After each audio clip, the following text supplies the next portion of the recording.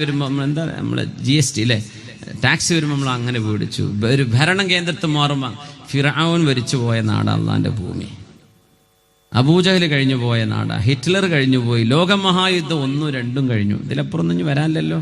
എന്തു വന്നാലും പിന്നെ ഇപ്പം എന്തിനായി പേടിക്കണത്? നമ്മൾ എപ്പോഴും പ്രതീക്ഷയിൽ ജീവിക്കേണ്ട ഒരു ഉമ്മത്താണ്. എല്ലാം നന്നായി വരും, ഒക്കെ ശരിയാവും. നമ്മൾ പ്രതീക്ഷ വിടരുത് ഒരിക്കലും. നമ്മൾ കഴിഞ്ഞു, നമ്മൾ തീർന്നു, ഇതങ്ങനെയല്ല. അൽ ഖൈറു ഫിയ വഫീ ഉമ്മതി ഇലാ യൗമിൽ ഖിയാമ. അല്ലാഹുവിന്റെ ഹബീബ് സല്ലല്ലാഹു അലൈഹി വസല്ലം പറഞ്ഞിട്ടുണ്ട്, എന്നിലും എൻ്റെ ഉമ്മത്തിലുമാണ് ഖിയാമത്ത് നാൾ വരെ നന്മയുള്ളത്. അൽ ഖൈറു ഫിയ വഫീ ഉമ്മതി ഇലാ യൗമിൽ ഖിയാമ. പിന്നെ എന്തിനാ പേടിക്കണത്? ഇത് ഖൈറിന്റെ ഉമ്മത്താണ്. ഈ ഉമ്മത്തിന് ഖൈർ വരും. ഏത് പ്രതിസന്ധിയെയും നമ്മൾ തരണം ചെയ്യും, ഏത് പ്രതിസന്ധി നമ്മൾ തരണം ചെയ്യും. വലൗ കരിഹൽ മുശ്രികൂൻ വലൗ കരിഹൽ കാഫിറൂൻ. 2 വാക്കുകൾ അല്ലാഹു ഉദ്ദേശിച്ചത്.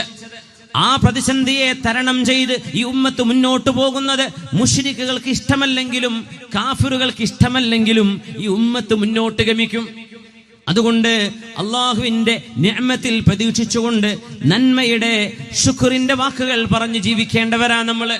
ഇബ്നു ഉമർ തങ്ങൾ പറയുന്നു, ഞങ്ങൾ കണ്ടുമുട്ടുമ്പോ വെറുതെ ചോദിക്കും, എന്താ യസ്അലു ബഅദുനാ അൻ ബഅദിൻ. ഞങ്ങൾ ചോദിക്കും, എന്താ വിശേഷം, എന്താ വിവരം? ഇപ്പൊ പറയും അൽഹംദുലില്ലാഹ്. അങ്ങനെ ഒരുപാട് അൽഹംദുലില്ലകൾ ഞങ്ങളുടെ വാക്കുകളിൽ കടന്നു വരാറുണ്ട്. അതിനുവേണ്ടി മാത്രം ഞങ്ങൾ പരസ്പരം ഇടക്കിടക്ക് പോയി കണ്ടുമുട്ടാറുണ്ടെന്ന് ഉമർ എന്നവരുടെ മകൻ അബ്ദുല്ലാഹി ഇബ്നു ഉമർ റളിയല്ലാഹു അൻഹുമാ, മഹാനായ ഉമർ ഇബ്നുൽ ഖത്താബ് റളിയല്ലാഹു അൻഹുവിന്റെ അടുത്ത് ഒരാൾ വന്നപ്പോൾ ഉമർ എന്നവർ ചോദിച്ചു, കൈഫ അൻസ്, എന്താ വിശേഷം, എന്താ കാര്യം, എന്താണ് വിവരങ്ങളൊക്കെ എന്ന് ഉമർ എന്നവർ ചോദിച്ചപ്പോൾ അയാൾ പറഞ്ഞു, അഹ്മദു ഇലൈക്കല്ലാഹ് അഹ്മിദു ഇലൈക്കല്ലാഹ്. ഉമർ എന്നവരെ, അള്ളാഹിനോട് നന്ദി പറയുകയാണ്, നിങ്ങളതിന് കാരണക്കാരൻ. ഈ ഉമ്മത്തിൽ കാണുന്ന നന്മകൾക്ക് ഞാൻ അള്ളാഹുവിന് നന്ദി പറയുകയാണ്. ഇത് പറഞ്ഞപ്പോ ഉമർ എന്നവർ പറഞ്ഞു, ഹാദാ അറദ്തു മിൻക. എന്താ വിശേഷം എന്ന് ചോദിച്ചപ്പോ നീ ഈ നന്ദി വാക്ക് പറയുന്നുണ്ടോ എന്ന് നോക്കലായിരുന്നു. അത് കേൾക്കാൻ വേണ്ടി തന്നെ ഞാൻ ചോദിച്ചത്, നീ അത് പറയുന്നുണ്ടോ എന്നറിയാൻ.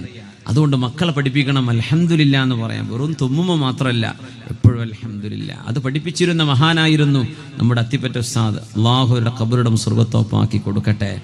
സുന്നത്തിനെ ഇങ്ങനെ ജീവിപ്പിച്ചിരുന്ന ഒരു മഹാൻ. അള്ളാഹു അവരെയും നമ്മെ സ്വർഗ്ഗലോകത്ത് അള്ളാഹു കൂട്ടി ഒരുമിച്ച് കൂട്ടിത്തരട്ടെ. എപ്പോഴും അൽഹംദുലില്ലാ എന്നല്ലാതെ മഹാന്റെ നാവെന്ന് വരില്ല. അൽഹംദുലില്ലാ, അതാണ് ആ മഹാത്മാവിന്റെ ഒരു പ്രത്യേകത. അതാണ്, നന്മയല്ലാതെ മറ്റൊന്നും പറയില്ല. സുബ്ഹാനല്ലാഹ്.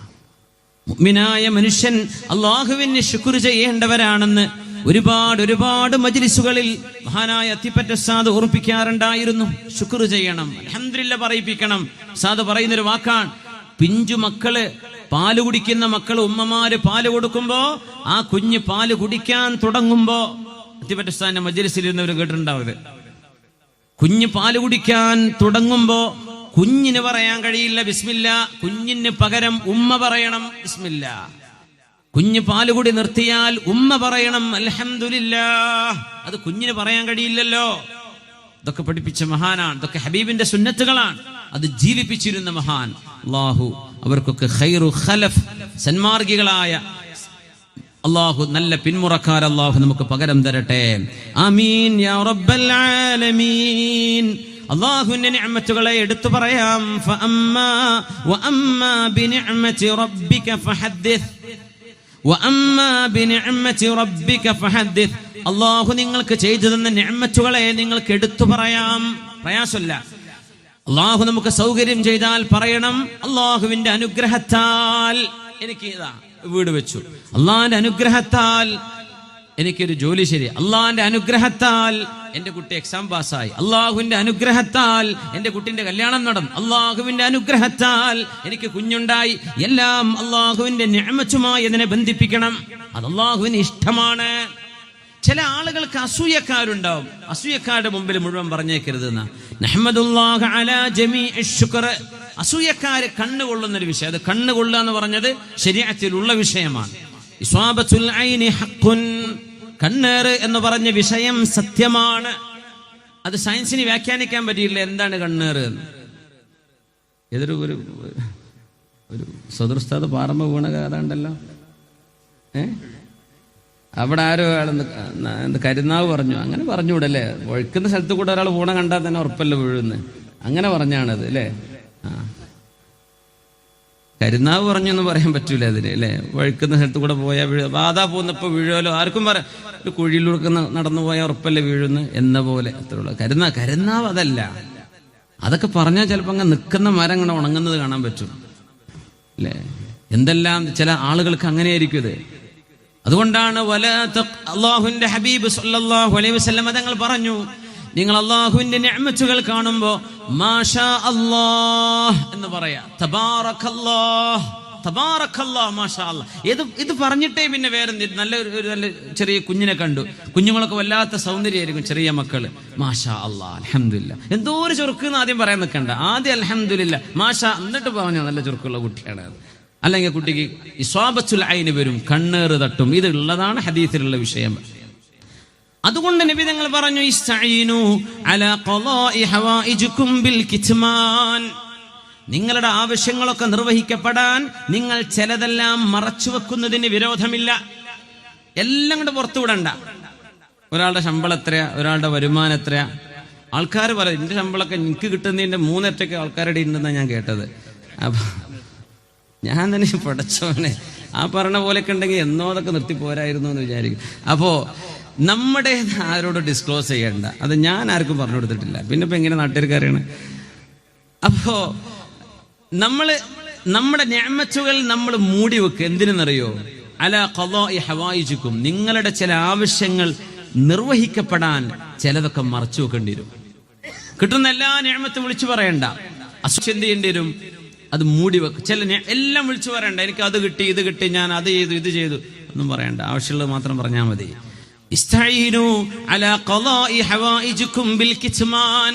നിങ്ങൾ എന്ത് ചെയ്യണം? നിങ്ങളുടെ ആവശ്യങ്ങൾ നിർവഹിക്കപ്പെടാൻ ചിലതൊക്കെ മറച്ചു വെച്ചോളൂ, എന്നിട്ട് അള്ളാഹുവിന്റെ സഹായം തേടിക്കോളൂ എന്ന് പറഞ്ഞ് എല്ലാം തുറന്നു പറഞ്ഞാൽ ചിലപ്പോൾ എന്ത് ചെയ്യും? അസൂയകൾ വന്നുപോകും. അള്ളാഹു കാത്തുരക്ഷിക്കട്ടെ. അള്ളാഹുവിന് ശുക്ർ ചെയ്യണം. ആ ശുക്ർ, അള്ളാഹുവാണ് കാര്യങ്ങൾ തന്നത് എന്ന് അറിയുന്നത് തന്നെ ശുക്റാണല്ലോ. മൂസ നബി അലൈഹിസ്സലാം ചോദിച്ചു അള്ളാഹുവിനോട്, റബ്ബേ, ആദം നബി അലൈഹിസ്സലാമിനെ നീയല്ലയോ പടച്ചത്? ബിയദൈക, നിന്റെ കുദറത്തിന്റെ കരങ്ങൾ കൊണ്ട്, നിന്റെ റഹ്മത്തിന്റെ കരങ്ങൾ കൊണ്ട് നീയായിട്ട് പടച്ച ആദം നബി അലൈഹിസ്സലാം, വനഫഖ്ത ഫീഹി മിർ റൂഹിക്, നീയായിട്ട് ആത്മാവ് സന്നിവേശിപ്പിച്ചു കൊടുത്ത നബി. എങ്ങനെയാണാവോ ആദം നബി അലൈഹിസ്സലാം അല്ലാഹുവേ നിനക്ക് നന്ദി ചെയ്യുന്നത്? എത്രയാ നിനക്ക് നന്ദി ചെയ്യ റബ്ബേ? എങ്ങനെയാ ആദം നബിക്ക് ശുക്ർ ചെയ്യാ? കളിമണ്ണെന്ന് നീ പടച്ചതല്ലേ ആദം നബിയെ?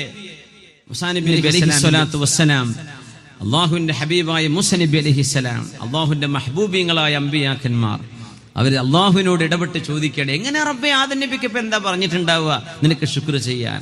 മൂസ നബിയെ അറഫ, ആദം നബി അലൈഹിസ്സലാമിന് ബോധ്യപ്പെട്ടു, അന്നഹു മിന്നി, ആദം നബി അലൈഹിസ്സലാമിന്റെ സൃഷ്ടിപ്പ് നടന്നത് എന്നിൽ നിന്നാണ്, ഞാനാണ് ചെയ്തത് എന്ന് ആദം നബി അലൈഹിസ്സലാമിന് ബോധ്യപ്പെട്ടു. മൂസ നബിയെ, ആ ബോധ്യപ്പെടൽ തന്നെ ശുക്റാണ്.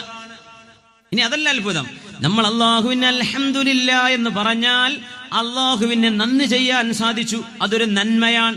നന്മ എന്നത് അള്ളാഹു നൽകുന്ന നിഅമത്താണ്. ആ നിഅമത്തിന് നമ്മൾ വേറെ നന്ദി ചെയ്യണം. അപ്പൊ നന്ദി ചെയ്താൽ തന്നെ ആ നന്ദിക്ക് പിന്നെ വേറെ നന്ദി ചെയ്യണം. കദാലിക ശുക്രു ശുക്രി യഹ്താജു യശ്കുറു.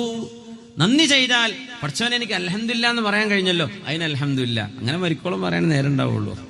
ഓരോ നന്ദി ചെയ്യുന്നതും ഒരു അനുഗ്രഹമാണ്. ഓരോ അനുഗ്രഹത്തിന് നന്ദി ചെയ്യണം എന്ന് പറഞ്ഞാൽ ഓരോ അൽഹംദുലില്ലാ എന്ന് പറയാനായതിന്, നന്ദി ചെയ്യാനായതിന് അള്ളാഹുവിനോട് നന്ദി ചെയ്യണം. അതാണ് ശുക്ർ എന്ന് പറഞ്ഞാൽ തന്നെ അത് മരണം വരെ കടപ്പാട് തീരൂല. അതുകൊണ്ട് സർവത്ര നന്ദി, അള്ളാഹുവിന് നന്ദി പറയേണ്ടവർ അള്ളാഹു സുബ്ഹാനഹു വ തആല ഖൽബൻ ഷാകിറ വലിസാനൻ ദാകിറ, നന്ദി ചെയ്യുന്ന ഹൃദയവും അള്ളാഹുവിന് ദിക്ർ ചൊല്ലുന്ന നാവും അള്ളാഹു നമുക്ക് നൽകട്ടെ.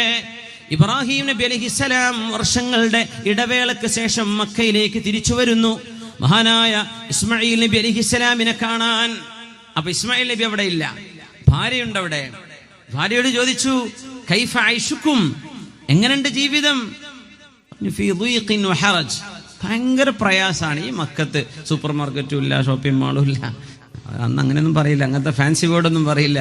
ഒരു സാധനം കിട്ടാനില്ല, എന്താണ്, വെള്ളമില്ല, ഖനികളില്ല, പഴങ്ങളില്ല, ഒന്നുമില്ലല്ലോ, എങ്ങനെ അവിടെയൊക്കെ ജീവിക്കാൻ? സുബ്ഹാനല്ലാഹ്. എന്നെ അറിയുന്നൊരു സുഹൃത്ത് ഇവിടെ നമ്മുടെ മലപ്പുറം ജില്ലയിൽ ഒരു സ്ഥലത്ത് ഒരു വലിയൊരു വിദ്യാഭ്യാസ സ്ഥാപനത്തിലേക്ക് കുറച്ച് പ്രൊഫസർമാരെ ബോംബെയിൽ നിന്നും ഡൽഹിയിൽ നിന്നൊക്കെ കൊണ്ടുവരാൻ നിൽക്കുമ്പോൾ അവർ ചോദിച്ച ചോദ്യം അതായിരുന്നു. നിങ്ങൾ തൊട്ടടുത്ത് പെരിന്തമണ്ണക്കാണത് സംഭവം ഉണ്ടായത്, പരിസരത്ത് ഷോപ്പിംഗ് മാളൊക്കെ ഉണ്ടോ, വലിയ ഷോപ്പിംഗ് മാളൊക്കെ ഉണ്ടോ, എൻ്റർടൈൻമെൻറ്റ് ഓപ്പർച്യൂണിറ്റീസ് ഒക്കെ ഉണ്ടോ, നമുക്ക് എന്താ ഓൽക്ക് വേണ്ടി ഉണ്ടാക്കി കൊടുക്കാൻ പറ്റുമോ, ഇവിടെ ഉള്ളതല്ലേ ചെയ്യാൻ പറ്റുള്ളൂ, അപ്പോൾ അതൊന്നും ഇല്ലാത്തതുകൊണ്ട് ഞങ്ങൾക്ക് വരാൻ പറ്റൂല. ചിലർക്ക് അങ്ങനെ ആയിരിക്കും, ആ ജോലി തന്നെ വേണ്ട. അപ്പോൾ ഇസ്മായിൽ നബി അലൈഹി ഇസ്ലാമിൻ്റെ ജീവിതം അതല്ല, കഷ്ടപ്പാടിൻ്റെ ജീവിതം. മക്കയുടെ ചൂടും അന്ന് ആ ഒരു സംസമിൻ്റെ ഒരു ഉറവയല്ലാതെ മറ്റൊന്നും അവിടെ ഇല്ലല്ലോ, വല്ലാത്തൊരു ജീവിതം. എങ്ങനെയുണ്ട് ജീവിതം? ഞങ്ങൾ പ്രയാസത്തിലാണ്, ബുദ്ധിമുട്ടിലാണ്. ഇസ്മായിൽ നബിയുടെ ഭാര്യ പറഞ്ഞപ്പോ ഇബ്രാഹിം നബി അലൈഹി സ്വലാം കൊടുത്ത മറുപടി എന്താണ്? ഭർത്താവ് വന്നാലേ എന്റെ സലാം പറയണം, സലാം അലൈക്കും എന്ന് ഞാൻ പറഞ്ഞു എന്ന് പറയണം, പിന്നെ വാതിൽ കെട്ടലെന്ന് മാറ്റാൻ പറയണം കേട്ടോ. അപ്പോ കുറച്ചു ദിവസം കഴിഞ്ഞ് ഇസ്മായിൽ നബി തിരിച്ചു വന്നു. ഒരാൾ വന്നിരുന്നു, ഇങ്ങനെയൊക്കെ പറഞ്ഞു, അതെന്റെ വാപ്പയാണ്, ഇബ്രാഹിം അലൈഹിസ്സലാം ആയിരിക്കും അത്, എന്റെ വാപ്പയാണ്. എന്തേ പറഞ്ഞോ? എന്തെങ്കിലും വസൂയത്തുണ്ടോ? വാതിൽ കട്ടൽ മാറ്റാൻ വേണ്ടി നീ അവരോട് എന്തെങ്കിലും പറഞ്ഞു? എന്നോട് ഇങ്ങനെ ചോദിച്ചപ്പോ ഞാൻ ഇങ്ങനെ പറഞ്ഞു. അതന്നെ, നിന്നെ തൊലാക്ക് ചൊല്ലി വേറൊരു ഭാര്യനെ കെട്ടിക്കോന്നാണ് ആ പറഞ്ഞതിന്റെ ഉദ്ദേശം. അമ്പിയാക്കന്മാർക്ക് ഇവിടെ ഭാഷ അറിയാം. നമ്മൾ പറഞ്ഞു, മോളെ, ഒരു നബിയുടെ കൂടെ ജീവിക്കാനുള്ള ക്വാളിഫിക്കേഷൻ നിനക്കായിട്ടില്ല എന്നാണ് പറഞ്ഞത്. ഈ പ്രയാസം സഹിക്കാൻ പറ്റുന്ന ആളെ ഒരു പ്രവാചകന് ഭാര്യയായിട്ട് പറ്റുള്ളൂ. അവളെ തൊലാക്ക് ചൊല്ലിക്കൊടുത്തു, വേറെ കല്യാണം കഴിച്ചു. അങ്ങനെ വർഷങ്ങൾക്ക് ശേഷം ഇബ്രാഹിം നബി അലൈഹിസ്സലാം വീണ്ടും വന്നു. അതുകൊണ്ട് ഇബ്രാഹിം നബിയുടെ കാലിന്റെ ആ അടയാളം പതിഞ്ഞ കല്ലാണ് മഖാം ഇബ്രാഹിമിന്റെ ഉള്ളിലുള്ളത്. മഖാം ഇബ്രാഹിമിനുള്ളത് ആ കാലിന്റെ അടയാളം പതിഞ്ഞ കല്ലാണ്. എന്തെന്നറിയോ? അത്രക്ക് അല്ലാഹുവിന് നടന്ന കാലാണത്. എത്ര ത്യാഗം ചെയ്തു. എങ്ങനെയുണ്ട് ജീവിതം? അൽഹംദുലില്ലാഹ്, ഞങ്ങൾ റാഹത്തിലാണ്. എവിടെ? അവസ്ഥ ഒന്നും പഴയ പോലെ തന്നെയാണ്. പക്ഷെ ആ പെൺകുട്ടി എന്തു പറഞ്ഞു? നല്ല സന്തോഷത്തിലാണ്. മോനെ കണ്ടില്ല ഇബ്രാഹിം നബി അലൈഹിസ്സലാം അപ്പോഴും. എന്നാ പിന്നെ വാതിൽക്കട്ടിലേക്ക് അങ്ങനെ നിന്നോട്ടെ എന്ന് പറഞ്ഞേക്കണം കേട്ടോ എന്റെ മോനോട്, നിന്റെ ഭർത്താവിനോട്. അങ്ങനെ തിരിച്ചുപോയി ഇസ്മായിൽ നബി അവളോട് പറഞ്ഞു, നിന്റെ വാപ്പാക്ക് ഇഷ്ടമായിട്ടുണ്ട് നിന്റെ ആ പ്രതികരണം, ശുക്രാണത്, നന്ദിയാണ്. നമ്മുടെ വീട്ടിലൊക്കെ പെണ്ണുങ്ങൾ അങ്ങനെ പറയുന്നുണ്ടോ? നിങ്ങൾ എന്നെ ഗൾഫ് കൊണ്ടുപോയിട്ടില്ലല്ലോ, ഒന്ന് ഉംറ കൊണ്ടുപോയിട്ടില്ലല്ലോ, ഒന്ന് അവിടെ കൊണ്ടുപോയില്ലല്ലോ, ഒന്ന് ലുലു മാൾക്കെങ്കിലും കൊണ്ടുപോയിക്കൂടെ? ഇതൊക്കെയല്ലേ നമ്മളെ പെണ്ണുങ്ങൾ പറയണത്. സുബ്ഹാനല്ലാഹ്. എത്രയോ ആളുകൾ ICU നിന്ന് പോന്ന് വീട്ടിൽ പോരാൻ ആഗ്രഹിക്കുന്നുണ്ടാവുക അല്ലെ? ആശുപത്രി കിടക്കയിൽ നിന്ന്